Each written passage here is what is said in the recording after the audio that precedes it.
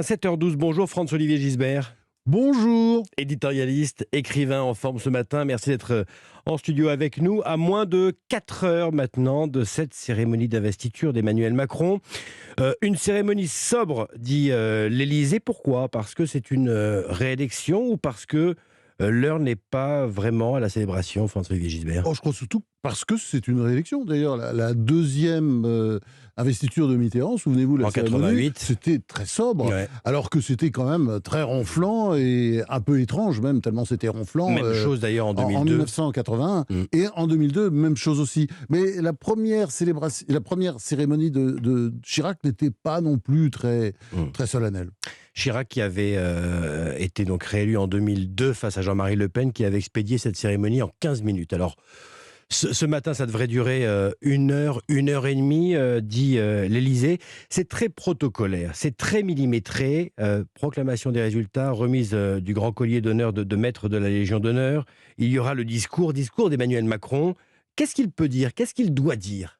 Ah bah, surtout qu'il fasse court. Je crois que c'est la règle de base. Le général de Gaulle avait fait très court lors de ses deux investitures. Enfin, son discours, des discours qui fixent un peu le cap. Ça fixe le cap, de c'est ça. manière générale, avec deux, trois belles phrases. Mais surtout qui ne retombe pas dans sa facilité qui consiste à faire des discours de 20, 25 minutes, une demi-heure. Ça ne passera pas. Ça ne peut pas le faire. Là, l'Élysée prévoit un discours de 15 minutes. Eh ben, j'espère qu'il tiendra les délais, parce qu'il a tendance à faire long, toujours. En 2017, il voulait rendre aux Français leur confiance en eux.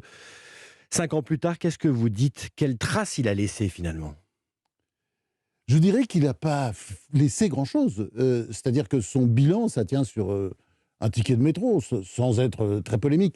Bon, en même temps... Parce qu'il y a eu les gilets jaunes, parce qu'il y a eu le Covid. Il y a toujours des excuses, mais vous savez, Giscard a fait beaucoup de réformes, il a eu 2 chocs pétroliers dans la gueule. C'était quand même autre chose, les chocs pétroliers, que même que le Covid ou que les gilets jaunes. Le choc pétrolier avec, une récession de moins 10 points, enfin, c'est effrayant, ce qu'il a eu à subir. Bon, et ça ne l'a pas empêché de faire des réformes.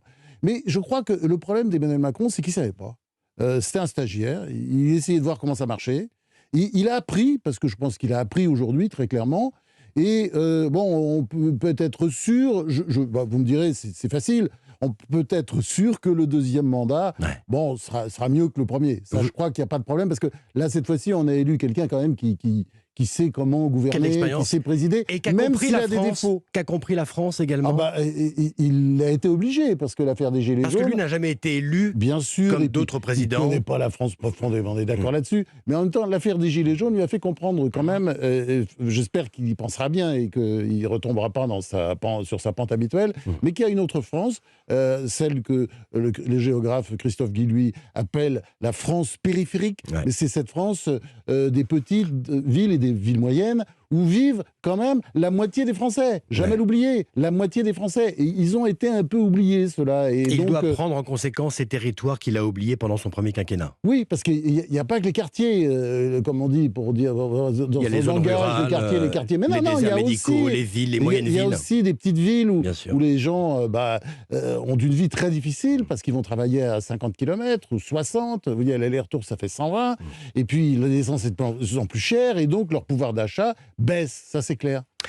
Vous n'êtes pas tendre avec Emmanuel Macron. Vous étiez venu nous en parler ici même dans votre dernier livre, En attendant De Gaulle, chez Albin Michel. Vous le qualifiez au début de son quinquennat, son premier quinquennat, de velléitaire, d'inconséquent parfois. Oui, mais ça, je dis aussi, c'est c'est la période de stage. C'est-à-dire qu'il n'avait jamais fait de politique, ce qui est complètement insensé. C'est-à-dire, on a élu quelqu'un qui n'avait même pas été conseiller départemental, même pas conseiller municipal, rien du tout, et qui d'ailleurs s'en faisait gloire. Or, la politique, je suis désolé, c'est un métier qui s'apprend. Il faut beaucoup de patience, il faut écouter tout le monde, y compris les cons. Faut avoir l'air modeste, même quand on ne l'est pas. Bon, autant de choses qu'il ne savait pas faire. Je pense qu'il a appris, c'est-à-dire à travers, d'ailleurs, ces petites phrases qui ont pris des proportions complètement... même s'il y en a une qui est insupportable. C'est dans les gares, on croise des gens qui ne sont rien. Ouais. Celle-là, ça reste quand même un grand monument. Les autres, d'une certaine manière, c'est pas grave parce que ce sont des fautes de jeunesse. Et je pense qu'il ne commettra plus ces fautes, parce qu'on peut tout dire d'Emmanuel Macron, vous avez raison, je suis souvent cruel, mais en même temps, il est très intelligent. Ouais. il est brillant. Bien sûr.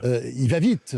C'est du vif-argent, vous voyez. C'est quand même une vraie qualité pour un président. En tout cas, cette cérémonie d'investiture est à suivre ce matin dès 11 h en direct sur Europe 1, édition spéciale.